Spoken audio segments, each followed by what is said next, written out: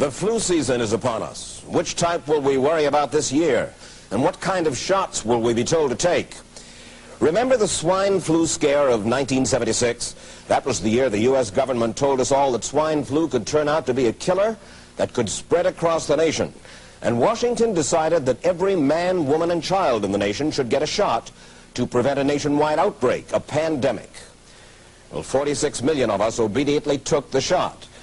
And now 4,000 Americans are claiming damages from Uncle Sam amounting to $3.5 billion because of what happened when they took that shot. By far the greatest number of the claims, 2/3 of them, are for neurological damage or even death, allegedly triggered by the flu shot. We pick up the story back in 1976 when the threat posed by the swine flu virus seemed very real indeed. This virus was the cause of a pandemic in 1918 and 1919 that resulted in over 500,000 deaths in the United States, as well as 20 million deaths around the world. See how easy it is to... Thus, the U.S. government's publicity machine was cranked into action to urge all America to protect itself against the swine flu menace. Influenza is serious business. During major flu epidemics, millions of people are sick and thousands die. Well, this year you can get protection.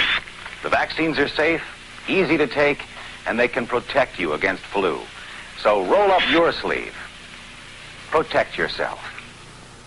One of those who did roll up her sleeve was Judy Roberts. She was perfectly healthy, an active woman, when in November of 1976, she took her shot. 2 weeks later, she says, she began to feel a numbness starting up her legs.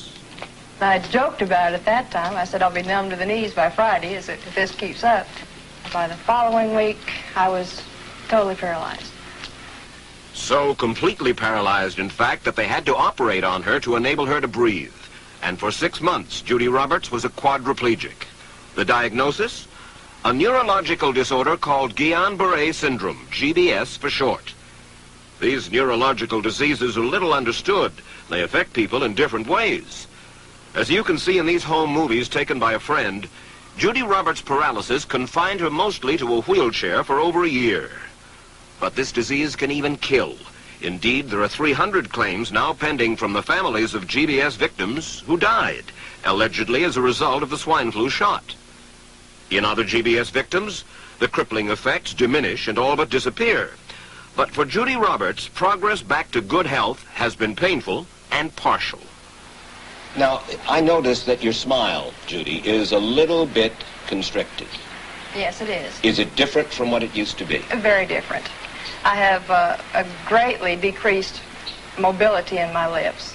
And I can't drink through a straw on the right-hand side. I can't blow out birthday candles. I don't whistle anymore, for which my husband is grateful.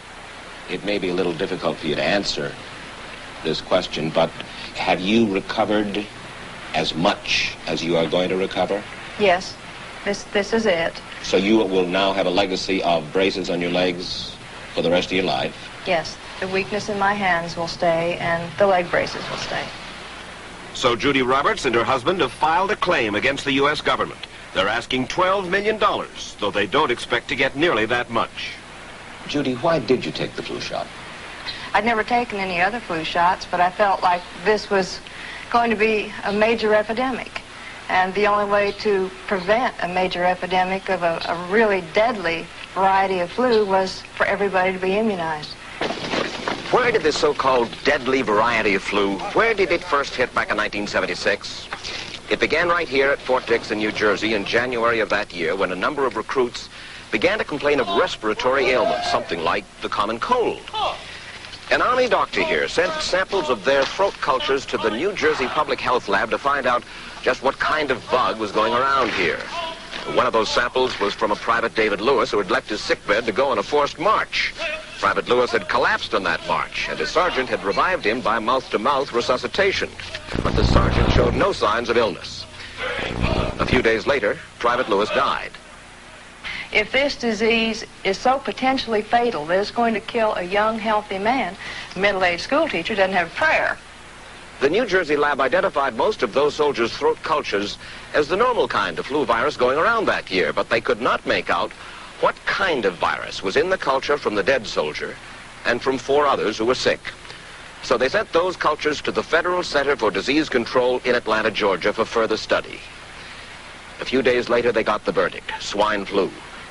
But that much publicized outbreak of swine flu at Fort Dix involved only Private Lewis, who died, and those 4 other soldiers who recovered completely without the swine flu shot. If I had known at that time that the boy had been in a sick bed, got up, went out on a forced march, and then collapsed and died, I would never have taken the shot. The rationale for our recommendation was not on the basis of the death of a single individual, but it was on the basis that when we do see a change in the characteristics of the influenza virus, it is a massive public health problem in this country. Dr. David Senser, then head of the CDC, the Center for Disease Control in Atlanta, is now in private industry. He devised the swine flu program, and he pushed it. You began to give flu shots to the American people in October of '76. October 1st. By that time, how many cases of swine flu around the world had been reported? There had been several reported, but none confirmed. There had been cases in Australia that were reported by the press, by the news media. There were cases in... None confirmed. Did you ever uncover any other outbreaks of swine flu anywhere in the world? No. Now, nearly everyone was to receive the shot in a public health facility where a doctor might not be present. Therefore, it was up to the CDC to come up with some kind of official consent form, giving the public all the information it needed about the swine flu shot. This form stated that the swine flu vaccine had been tested. What it didn't say was that after those tests were completed, the scientists developed another vaccine, and that was the one given to most of the 46 million who took the shot. That vaccine was called X53A. Was X53A ever field tested?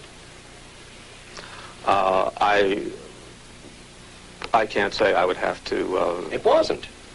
I don't know. Well, I would think that you're in charge of the program. I would have to check the records. I haven't looked at this in some time. The information form, the consent form, was also supposed to warn people about any risks of serious complications following the shot. But did it? No, I had never heard of any reactions other than a sore arm, fever, this sort of thing. Judy Roberts' husband, Gene, also took the shot. Yes, I looked at that document. I signed it. Nothing on there said I was going to have a heart attack or I can get Guillain-Barre, which I never heard of. What if people from the government, from the Center for Disease Control, what if they had